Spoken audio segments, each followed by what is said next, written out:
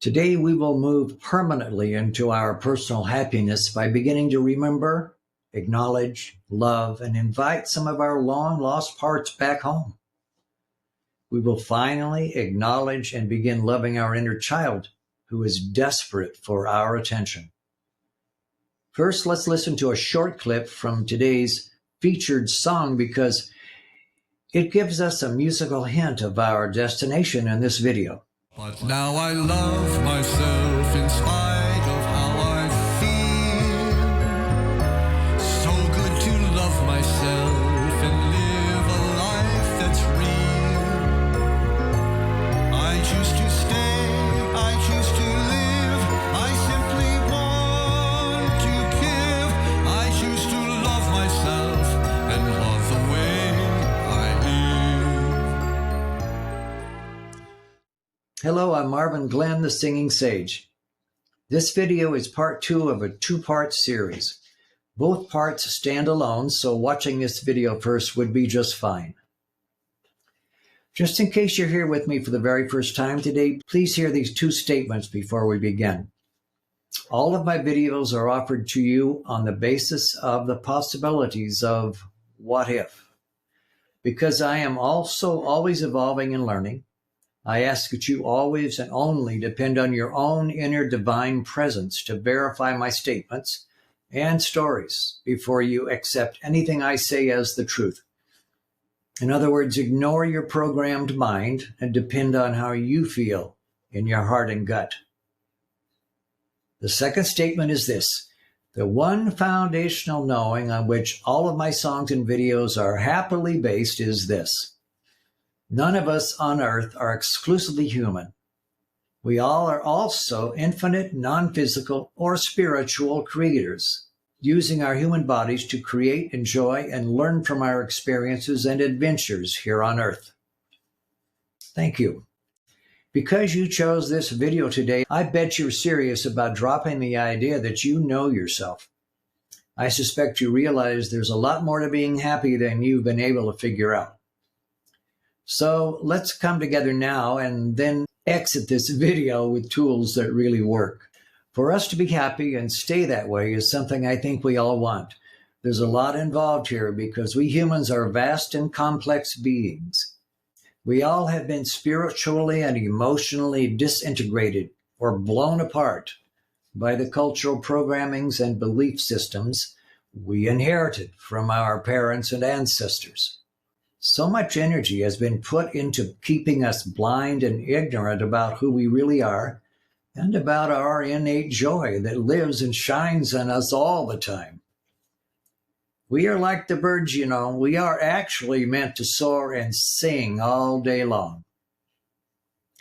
So I invite you to join me today on this adventure back into sanity.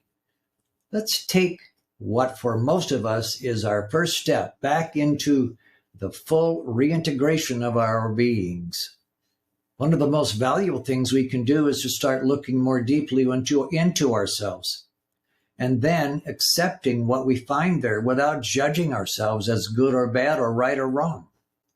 To be whole and happy, we all must be willing to look at and accept and love every part of ourselves.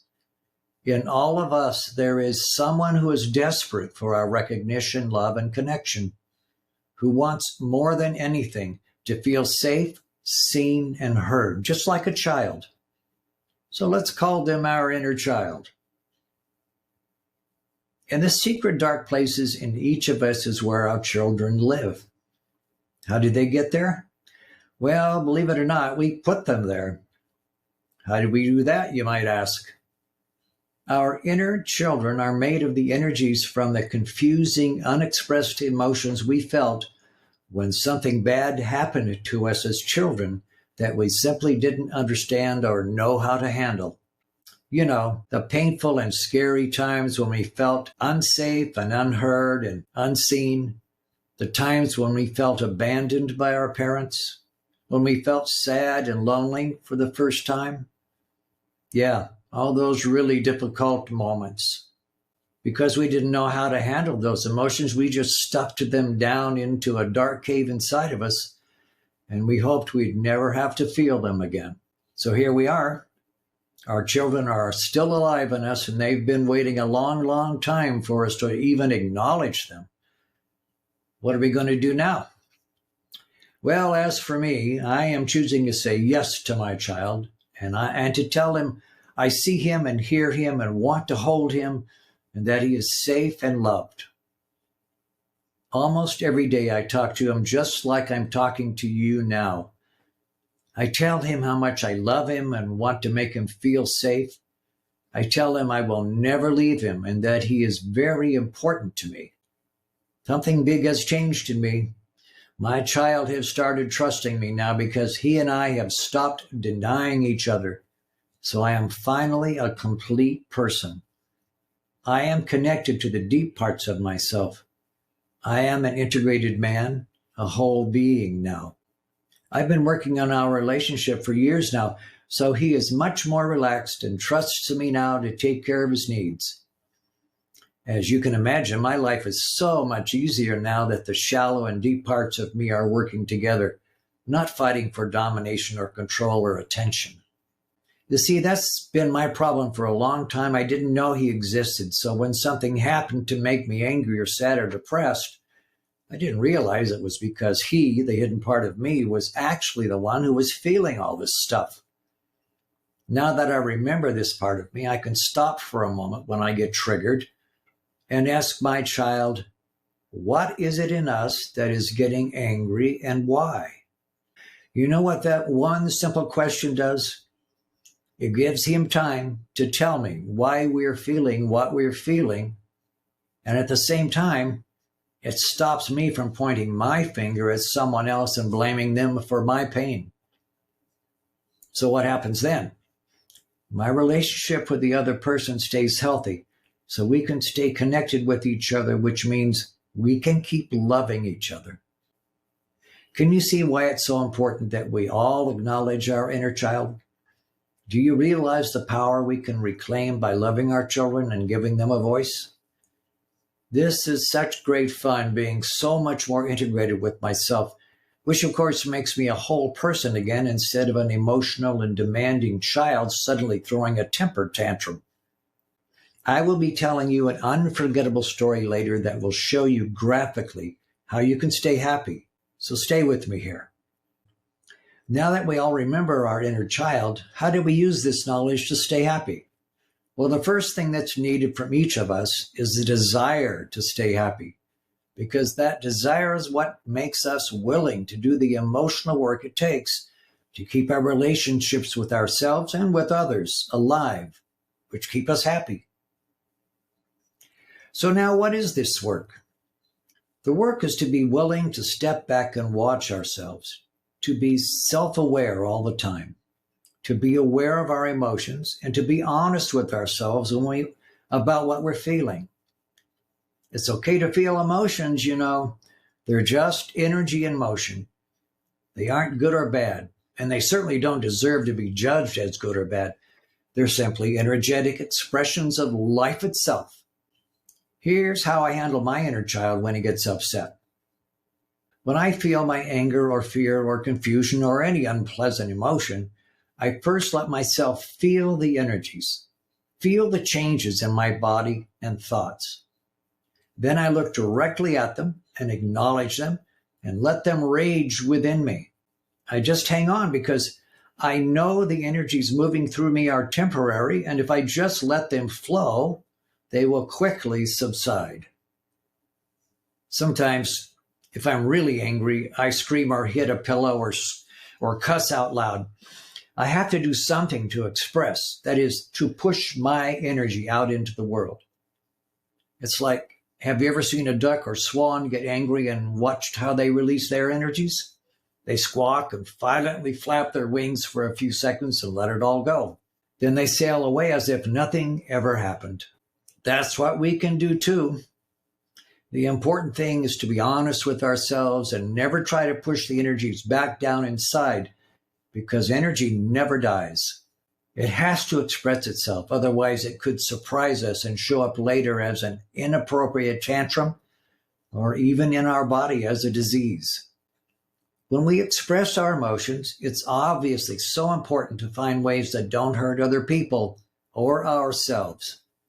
Expressing anger or any unpleasant emotion against ourselves or our body is never acceptable. Energy is simply energy, so we can use it in any ways we choose.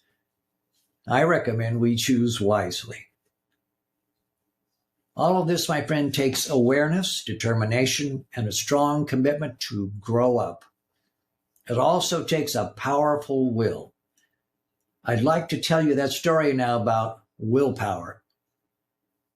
There were two monks sitting in the back of a Buddhist meeting listening to their master.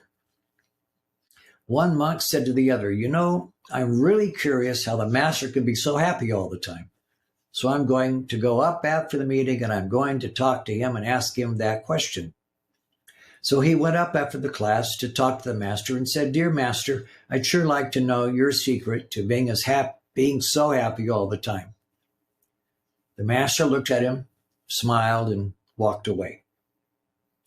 The next day, the two monks were in the back of the class again, and the curious monk said to the other, he didn't answer my question yesterday, so I'm going to go up again when this is done, and I'm going to ask the same question because I really need to know. So he asked the master again, Master, I really got to know your secret. Tell me your secret. The master looked at him, smiled, and walked away. So in the next day's class, the curious monk who had received no sleep the night before because he was so frustrated, told the other monk, I'm going to do it again. I just got to know what it is my master does to stay so happy. This time he went up to the master and demanded rather impatiently that he had to know from the master what his secret was. The master looked at him and said, Follow me. The master turned and walked into the river near the meeting place, and the young monk followed him into the river, all excited that he was going to learn the master's secret to happiness. The master turned around, put his hands on the monk's shoulders, and started pushing him down. The monk was rather surprised, but he started going down under the water. The master kept pushing on his shoulders, and the monk was finally under the water, even over the top of his head. He was very excited that the master was going to share his secret, so he waited without breathing for a minute to see what would happen. The master kept pushing him down under the water, and the monk started getting worried. He thought to himself, I just got to breathe pretty soon, but I think the master is going to tell me a secret, so I'll wait. So after 2 minutes, the monk became desperate and had to breathe. He thought to himself, I know I'm going to learn his secret, but I just got to breathe. So he jumped up out of the water in a big panic, splashing water all over the master. The master waited quietly for him to calm down. And then the monk yelled angrily, Why the hell did you do that to me? The master smiled, looked him in the eyes, and said, When you want to be happy as much as you just now wanted to breathe, you will be happy. As we grow, we can learn how to use our emotional energies for productive things like achieving goals and improving our relationships. The important thing to remember is to stop judging ourselves just because we feel our emotions. We can start accepting our humanity. And what happens then? We start becoming compassionate toward others because we can start appreciating that they are also struggling just like we do, and that we're all in this together. As we become more and more integrated and loving with every part of ourselves, we grow closer and closer with others. And that, my friend, is when we are able to be happy all the time, in spite of our emotional struggles within. If you're curious about ways to keep your love relationships alive, you can watch this video here. If you want suggestions for staying in charge of yourself in spite of your tormenting thoughts, you may want to watch this one here. Thank you for being here with me today. Now let's hear the rest of today's song, Oh, How I Love Myself.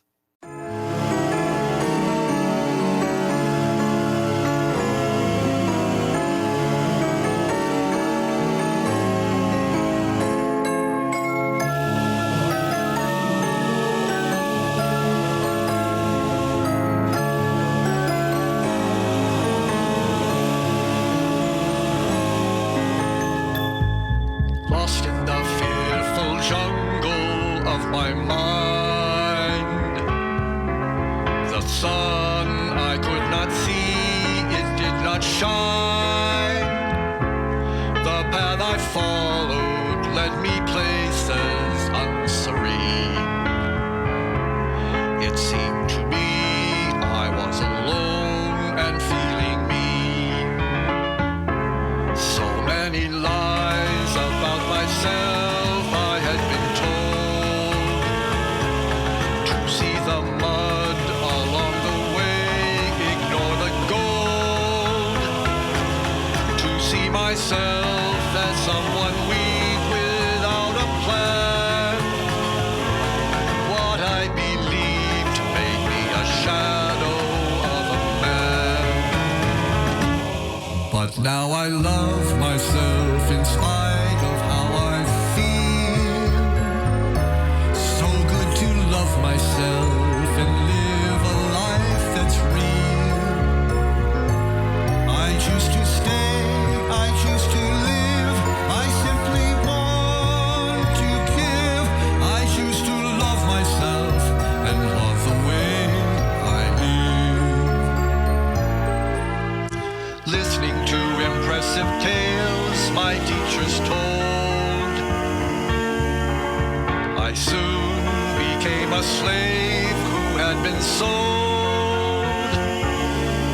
All I wanted all along was joy and peace. To know myself and live my life in quiet ease. I saw myself as just a victim without hope, tossed all around by angry thoughts I could not cope.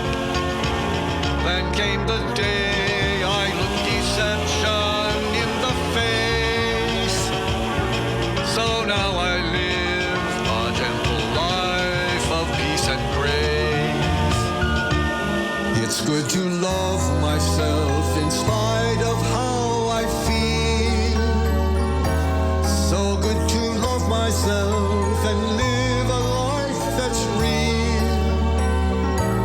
I use my time to truly live. I have so much to give. Oh, how I love myself and love the way I live. Yes, now I love myself in spite of how I feel. So good to love myself and live a life that's real. I use my time to truly live. I have so much to give. Oh, how I love myself and love the way I live. Yes, I love